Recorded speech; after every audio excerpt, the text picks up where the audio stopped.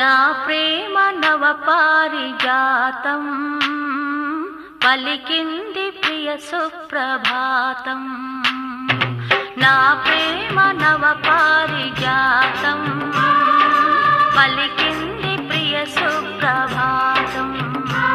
నీ ఎదవీణపై మన కథ మీటగా, నీ ఎదవీణపై మన కథ మీటగా, అనురాగాల రాదారి రానా, నూరేళ్ల బంధాన్ని కానా.